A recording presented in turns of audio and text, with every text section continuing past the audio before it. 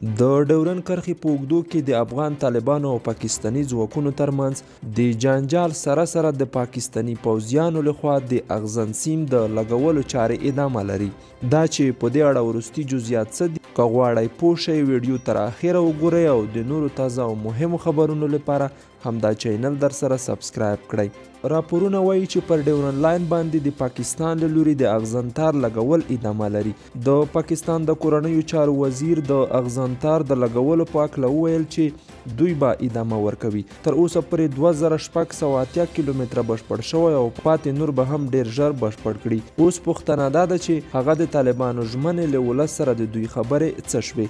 د طالبانو لوري مو د مخکې د ډیورند کرښې پر سر یو شمېر ترینګلتیاوې او اندېښتې هم رامنځته شوې، خو وروسته په دې هکله پاکستاني لوري وویل چې له طالبانو سره په دې هکله د خبرو له لارې حل لټوي. خو بیا یې هم ټینګار وکړ چې پر ډیورند لاین باندې به چې په هر قیمت وي د اغزنتار لګولو ته ادامه ورکوي او دا پروژه به سرته رسوي. د پاکستان د پوځ یو ویان مو د مخکې وویل چې پر ډیورند لاین باندې د اغزنتار لګولو پروژې ته چې په هر قیمت وي دوام ورکوي. هغه وویل په دې برخه کې دوی قرباني ورکړې ده. طالبان وروسته له هغه چې د پاکستان مشرانو پر ډیورند فرضي کرښه باندې د طالبانو د مداخلې په هکله غبرګون وښود، چپ پاتې دي. یوازې د بهرنیو چارو وزارت ویل چې دوی هم غواړي د ډیورند مسلې په هکله له پاکستان سره د خبرو له لارې یوې فیصلې ته ورسیږي. له هغه وروسته د شیخ رشید احمد دا لومړۍ وینا ده چې ترسره کوي.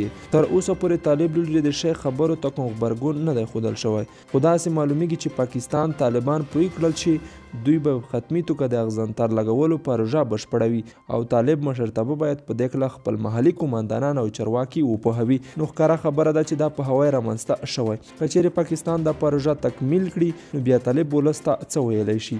آیا ولس ته د هغه ژمنو چې دوی هیڅکله پر ډیورند کرښه معامله نه کوي پاکستان ته د اغزنتار د یوې لویشت اجازه نه ورکوي او داسې نور ژمنې آیا دوی به یې پوره کړي او که نه؟ جزئیات تر همدې ځایه و. د نورو تازه او مهمو خبرونو لپاره همدا چینل